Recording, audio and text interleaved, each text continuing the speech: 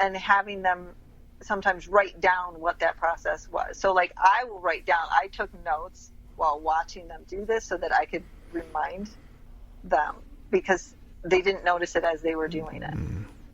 So it was pretty fascinating. I know that didn't totally answer your question about writing, because writing is definitely part of it for some clients. Like I had a client who really liked writing poetry, so that was part of the process for them.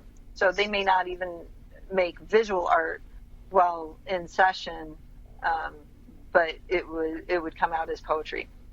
So that's the method that they would use to talk about their struggles. And I'm guessing sometimes they may be using multiple mediums to get through the therapy. Yeah, absolutely. So they could be using writing and then illustrating the writing. I had a client do pretty much that. He made a comic book, like only a few pages long, but it was like this comic book that was going to illustrate how the main character got through this, disastrous thing or whatever, so it was a lot of writing alongside the artwork. And how long have you been doing the art therapy one-on-one? Since 2010. Since 2010, that's when I first started working with the traumatic brain injured clients. And then 2014, I had my own studio.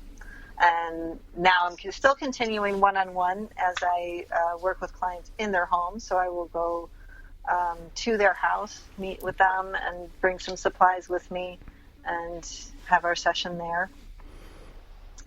Does the business have a name, or is it just under your name?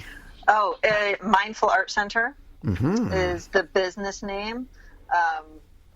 Mostly it's under my name. It's an interesting thing because now that I don't have a building, I don't have the name up anywhere. So, but yeah, Mindful Art Center. Lots of business cards. Yeah. And a website? I have to get new business cards. Oh, okay. The website is up there, mindfulartcenter.com. I have that, and I also have my kellydarke.com. So yeah, the website is up there. I need the new business cards since I don't have that same address anymore. So. Now we'll shift into your embroidery process, or however you approach fiber when you want to do a piece for yourself, just for yourself. Is there a certain time of day? Do you have an idea, or you just pick up fiber and start creating?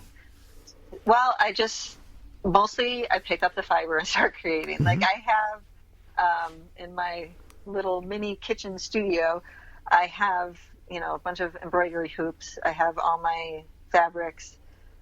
Not all the fabrics, but most of the ones that I want to be using right now.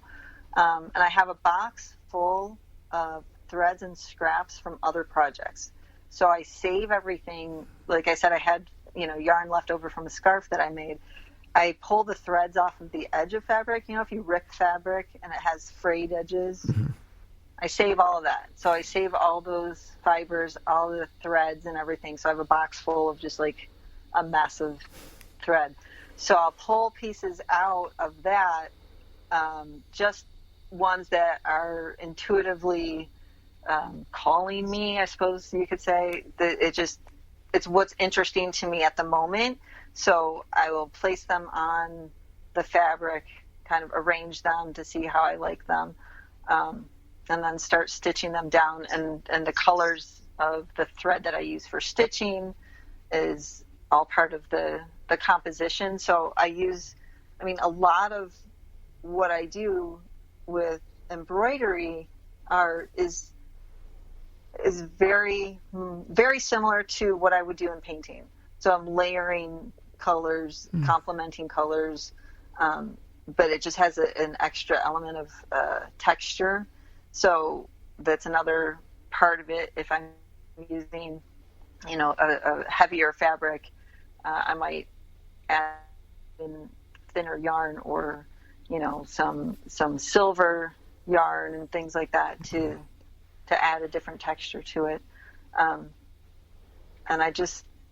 stitch until it's done. It's, as far as abstract art goes, I mean, it's done when you decide that it's done. And I feel like I've made so much art that kind of balance and composition is, it kind of comes second nature to me, I guess, at this point.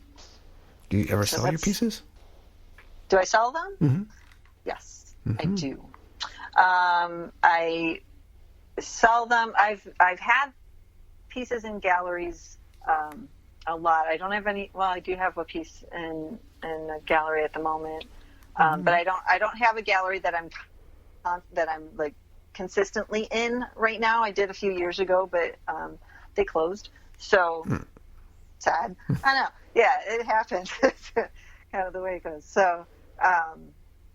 Yeah, I do sell the work. I mostly lately have been selling it online, so through my website, which it's as awesome as technology is, it's also not so great when it crashes. So my entire website that I had got corrupted or something, and the server guys are like, "Well, we could do this or that," and I'm like, "I'll just start over." So that's where I'm at right now. I'm just kind of starting over. So not all my work is up on my website at the moment. Literally, I just started last week redoing it. So, but it'll get there. So I have an Etsy shop, and I have, Instagram where I post a lot of pieces there, and sell to people whoever wants it. They'll contact me, and I can sell it that way. I've seen some of those pieces. They're pretty good, people. You got to check them out. Dang. We'll have links in them in the show notes. Awesome. Thank you. Well, it makes me think. It just occurred to me online. Can you do art therapy online with someone, or do you prefer going to the house? It's interesting. I haven't, but I've thought about it, and I know that I think it's Zoom that is the most secure. I can't say the most secure, but I think that's what therapists have used for talk therapy is a Zoom session, and I don't see why not. I haven't yet, but I've considered it because I think that would actually be a really interesting process. Yeah. I don't know. Yeah, I totally. It would be very interesting. I think it would be. I don't know how it would work. As long as you feel secure with yourself. Kelly will get you there. She'll make you feel secure with yourself, with your art. All right. Yes. Or arts. It could be more than one. Could be. Absolutely. So this is where you're at right now, doing the art therapy. Anything else going on right now? I just, I will be starting a part-time job at a company that provides therapy for disabled students. So I'll be working in some schools and doing some art therapy group work that way, which I'm really looking forward to because, I think I had said early on that getting my teaching certificate and art therapy at the same time, part of what I thought would be great is to bring art therapy to students in schools. I really feel like it's so important and so needed because the arts are always the first thing to go, right? That's what's taken away from kids, and that's therefore they need it more than ever because to be constantly working on all the that left brain analytical work and not having any other creative outlet, it's not balanced. No. It's not balanced. Yeah. Your mind's going to crash, really. Yeah, and it does. And an interesting thing, so many high school students that I see, so many adolescents, that's my majority of clients for art therapy, and it's all anxiety and depression. And the majority of them are so worried about what they're going to do for their future. They don't know what they're doing. It's all about that. And it's sad because I'm it's, you're 16 or you're, 15 years old. That's not what you should be worrying about. But it's so much of it's school based and things like that. Actually, I don't know. It just occurred to me. Do you still do photography? I don't. No. I don't. I really like. I kept my photography enlarger that I had from high school. Like, I think I just got rid of it last year because I'm like, dude, I've had this forever, and haven't used it. To have a dark room, like, you really have to have a dedicated room for it. But I haven't. I mean, I do love just taking pictures, photography. My son, my 16-year-old, my older son, is great with photography and collage. Like, he's so creative. It's pretty cool. Yeah. And your other child is in the creative? I do. A 13-year-old, yes, he is an actor and a singer. Both kids play piano. Yes, the younger one is currently at a rehearsal right now. Do you ever see the movie or read the book Matilda? No, I haven't, but I know. You know of it? Like, yeah, I've never read it, didn't know it. So there's the character of Miss Trunchbull, like the evil headmistress. Mm-hmm. That's my son. Yeah. Like, that's the part he gets. Evil headmistress. Yeah, that's a challenging role. It's going to be awesome. Yeah, I'm sure it is. Funny. So that's what that's what he does. And then my older son wants to compose piano music. So that'll be interesting. Now, I'm sure you're a parent to encourage your children to pursue a career in the arts. Absolutely. Now, absolutely. Why do you think so many parents discourage a career in the arts? There's so much of the idea that you can't make a living as an artist. It's not feasible. You're not going to make enough money. It's not realistic. A lot of that. Like, I was very encouraged to make art, but I was also encouraged to do something to fall back on.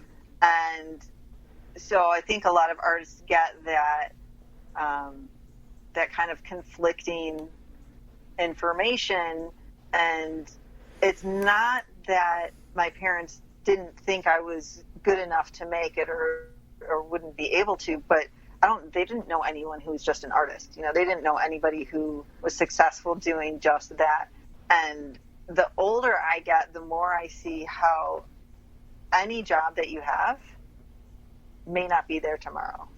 So if you are going into a job strictly to make money, it's not necessarily going to be there, So if you don't love it, and if you're not doing something that is at least related to, like, art therapy, I love it. It's really it's amazing to watch the transformations that can happen. And I'm making art, I'm constantly, that's what I'm doing all the time. So for my kids, like, for them to do something that they absolutely love doing and encourage them, like, to do that for the rest of their lives, I see I can't tell them not to. Like, there's nothing to, they will figure it out. Like, they'll figure out what they need to do to make ends meet or pay the bills or whatever. They already know that part, so I think a lot of people just don't think that it's possible, or it's hard, which it is. It is difficult. And I think almost any job, right? Any kind of make a living and keep at it, it's all hard. It's not easy. You got to work. Do you think we all have an artist inside of us? I do. I think everyone is creative. Like, as human beings, we are creative, and that can be in so many different formats. Like, it doesn't have to be visual art, like I said, my youngest is an actor. He sings, he acts, that's his thing.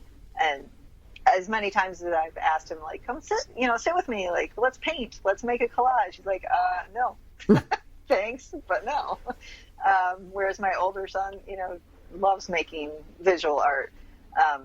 But I do think everybody has that potential, and so many people just haven't even given themselves the opportunity to create artwork, like visual art or music or anything, even just playing around with art materials. They haven't allowed themselves to do that since they were kids in school. Like, I've worked with some people, like, doing an art therapy group with somebody, and it's completely for, de-stressing